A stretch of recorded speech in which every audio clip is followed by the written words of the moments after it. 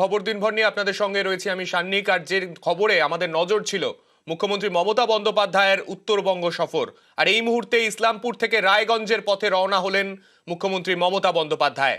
ইসলামপুর থেকে হেলিকপ্টারে করে এই মুহূর্তে রায়গঞ্জের পথে মুখ্যমন্ত্রী মমতা বন্দ্যোপাধ্যায়। আকাশপথে রায়গঞ্জের দিকে এগিয়ে চলেছেন মুখ্যমন্ত্রী।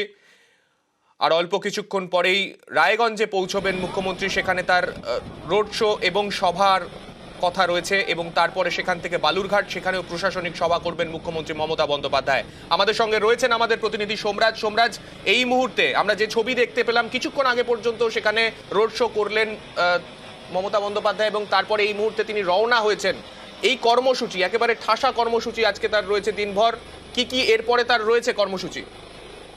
দেখো, মুখ্যমন্ত্রী মমতা বন্দ্যোপাধ্যায় প্রথমে চোপড়ায় রোড শো করলেন। চোপড়ায় প্রায় 1 কিলোমিটার রাস্তা জুড়ে তিনি রোড শো করলেন। তারপর সড়ক পথে তিনি ইসলামপুর এলেন। ইসলামপুর চৌরঙ্গি মোড় থেকে শুরু করে ইসলামপুর বাস স্ট্যান্ড অর্থাৎ গোটা ইসলামপুর শহর জুড়ে তিনি রোড শো করলেন। প্রায় 1.5 কিলোমিটার রাস্তা তিনি রোড শো করলেন।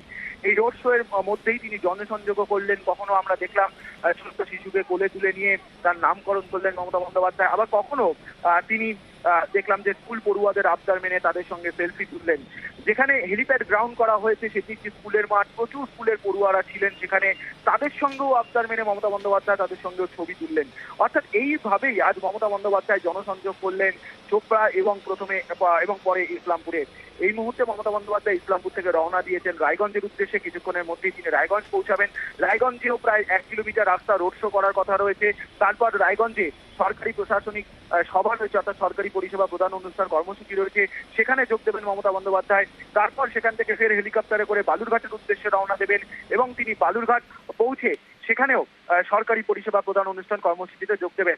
আজ ঠাসা কর্মসূচি মমতা বন্দ্যোপাধ্যায় ইতিমধ্যেই চোপড়া ও ইসলামপুরে তিনি তার রোড শো করলেন।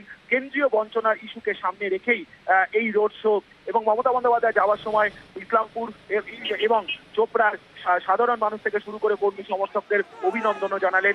ফলত সব মিলিয়ে প্রায় 2 ঘন্টা চোপড়া ও ইসলামপুর জুড়ে রোড শো এবং জনসংযোগ করলেন মমতা বন্দ্যোপাধ্যায়। ধন্যবাদ সোমরাজ। আজকে ঠাসা কর্মসূচি আমরা দেখতে পাচ্ছি মুখ্যমন্ত্রী মমতা বন্দ্যোপাধ্যায় রয়েছে। তিনি চোপড়াতে প্রথমে আসেন শিলিগুড়ি থেকে, সেখানে আজকে তিনি রোড শো করেন। রোড শো করে তিনি সড়ক পথেই পৌঁছে যান ইসলামপুরে সেখানেও তার রোড শো শেষ করার পরে তিনি পৌঁছে যান হেলিপ্যাডে। সেখান থেকে এই মুহূর্তে রায়গঞ্জের পথে রওনা হয়েছেন মুখ্যমন্ত্রী মমতা বন্দ্যোপাধ্যায়। হেলিপ্যাড গ্রাউন্ডে সংবাদ মাধ্যমের মুখোমুখি হয়ে তিনি কি বলেছেন শোনাবো। সবাই অপেক্ষা করছে। আমার চোপড়া, ইসলামপুর, শিলিগুড়ি, কুচবিহার, জলপাইগুড়ি, আলিপুরদুয়ার সবই ভালো হয়েছে। এখন আমি যাচ্ছি ইসলামপুর চোপড়া হয়ে, আমি এখন যাচ্ছি করঞ্ঝোড়ায় নামবো। ওখান থেকে নেমে আমি পায়ে হেঁটে আমি রায়গঞ্জের মিটিংটায় যাব। তারপরে রায়গঞ্জের মিটিংটা করার পরে আমি বালুরঘাট যাব। আপনাদের সবাইকে আমন্ত্রণ।